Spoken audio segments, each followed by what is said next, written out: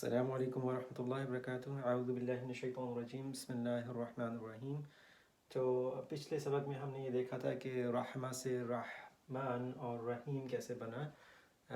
اس کو آپ جو ہے اس طرح سے بھی کمپیئر کر سکتے ہیں کہ ہم نے شیطانہ سے شیطان بنایا تھا، جس کا مطلب تھا انتہائی غصہ کرنے والا اور انتہائی جو ہے آگ میں جلنے والا۔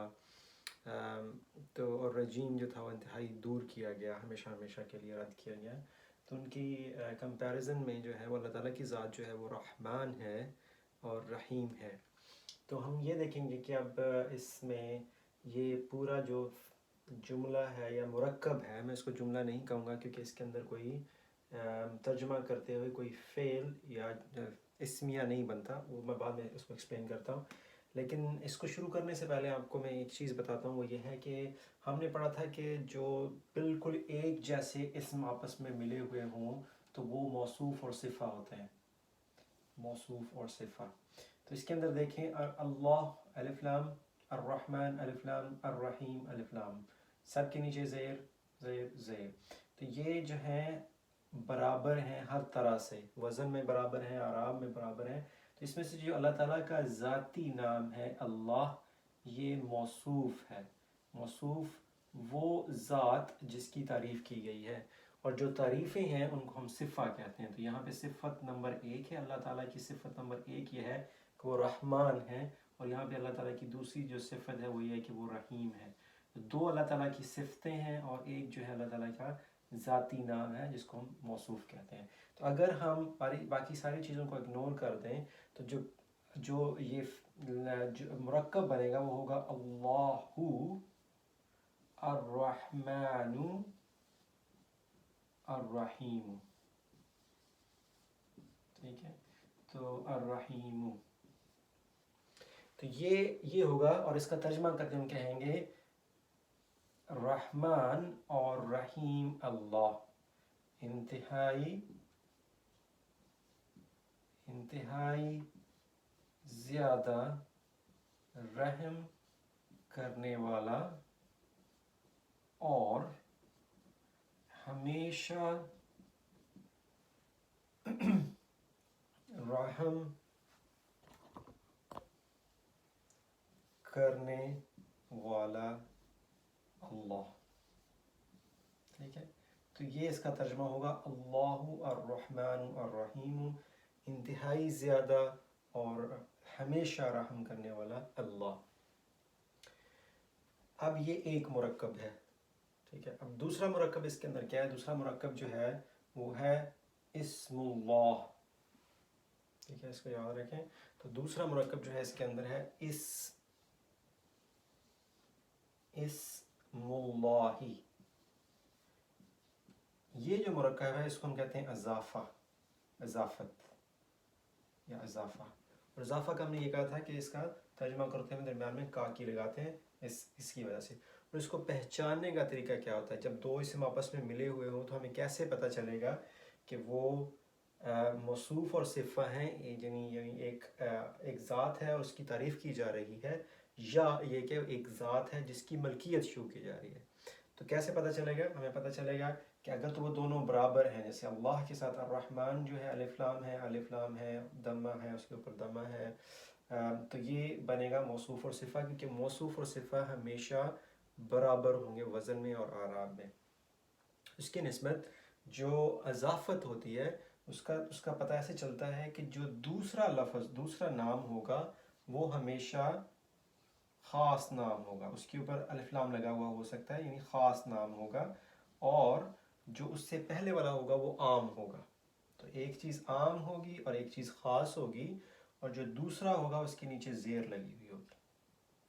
تو ہم نے کتاب اللہ کہا تھا، اسم اللہ کہا تھا، رسول اللہ کہا ہے، تو اللہ کے رسول، اسم اللہ اللہ کا نام، کتاب اللہ اللہ کی کتاب۔ تو ان سب کے اندر کیا پتہ چلا ہے کہ کتاب ایک عام چیز ہے، اور اس کے ساتھ کیونکہ کتاب کے ساتھ ال نہیں لگا ہوا، الف لام نہیں لگا ہوا، ٹھیک ہے؟ اللہ کے ساتھ جو ہے وہ الف لام لگا ہوا ہے اور اس کے نیچے زیر ہوگی، تو اس سے پتہ چلے گا۔ اس کا ترجمہ کیسے کرنا ہے؟ اللہ کا نام، تو پہلے آپ نے اللہ لکھنا ہے، اس کے بعد آپ نے کا کی لکھنا ہے، اس کے بعد اس کا نام۔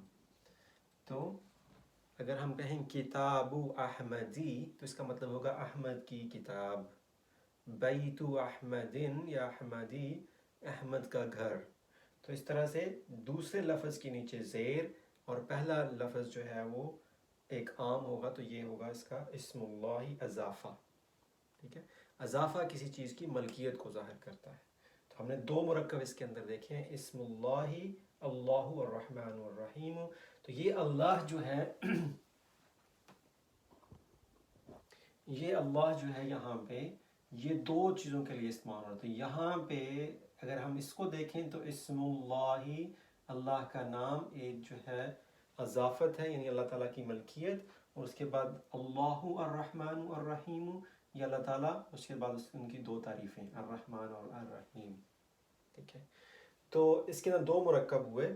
اب دو مرکب جو ہیں ان سے پہلے شروع میں ایک اور حرف لگا ہوا ہے. تو اگر ہم کہیں بی اور اسم تو یہ اصل میں لفظ ہوگا اسمن، لیکن ہم نے کہا تھا کہ جو بی ہوتا ہے یہ حروف جر ہے، یہ زیر لگانے والا حرف ہے. تو یہ کیا کرتا ہے، یہ بی اسمن کو اسمی کر دیتا ہے. تو بی اسمی، ٹھیک ہے، تو یہاں پہ آ جائے گا بی اسمی اللہ، اور اس کا ترجمہ اگر تم کہیں گے کے ساتھ، تو ساتھ نام کے ساتھ، تو یہ آگا نام کے ساتھ. اور نام کس کا ہے، اللہ. تو اگر ہم نے اسم اللہ ہی میں کیا تھا تو یہ آ جائے گا اللہ ہی. تو بسم اللہ، تو یہ والی زیر جو ہے اضافت کی وجہ سے آ رہی ہے. تو یہ آ رہی ہے اضافت کی وجہ سے، یہاں پہ زیر آ رہی ہے، تو بنے گا اللہ کے نام کے ساتھ.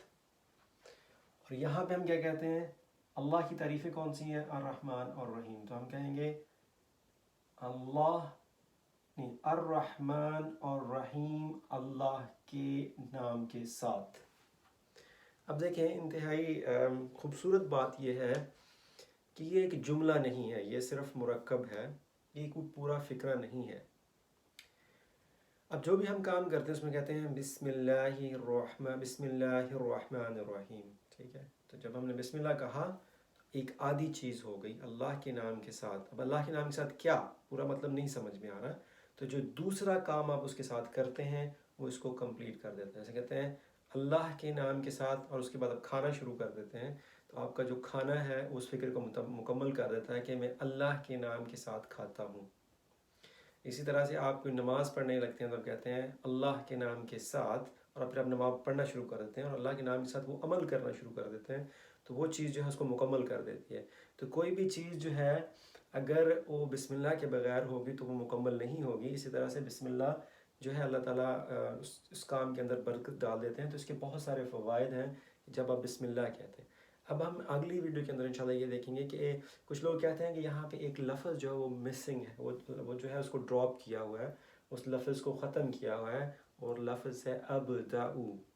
ابدعو الف سے میں نے کہا تھا کہ اگر شروع میں لگا ہوا تو اس کا مطلب ہوتا ہے میں. تو ابدعو میں شروع کرتا ہوں باسم اللہ الرحمن الرحیم، الرحمن اور رحیم اللہ کے نام کے ساتھ. تو انشاءاللہ اگلی ویڈیو کے اندر ہم اس کو دیکھیں گے. تھوڑا سا لمبا اور مشکل سبق تھا آج کا، لیکن اگر آپ ان دو چیزوں کو سمجھ لیں، ایک تو جو ہے حروف جار جو ہیں اس کا ترجمہ کیسے کرتے ہیں، اپنے اسم کے اپنے آنے والے نام کے ساتھ اس کو زیر لگا دیتے ہیں، اور دوسری بات یہ ہے کہ جب دو آپس میں ملیں اسم، اس میں دیکھنا ہے کہ اگر ایک جو ہے وہ خاص ہے اور جو دوسرا عام ہے، اور جو دوسرا نام ہے اس کے نیچے زیر لگی ہوئی ہو، تو وہ اضافت جو ہے اس کا مطلب ہوتا ہے کاکی کے طرح ترجمہ کرتے ہیں. تو ہم کرتے ہیں اللہ کا نام اور احمد کی کتاب اور اللہ کی کتاب اور اللہ کے رسول. اور اگر دونوں ہر چیز برابر ہوں تو اس کو پھر الف لام لگا کے برابر ہوں تو پھر وہ کہیں گے موصوف اور صفہ. جزاک اللہ خیر. اللہ تعالیٰ ہمیں اس میں عمل کرنے کی توفیق عطا فرمائے. السلام علیکم ورحمۃ اللہ.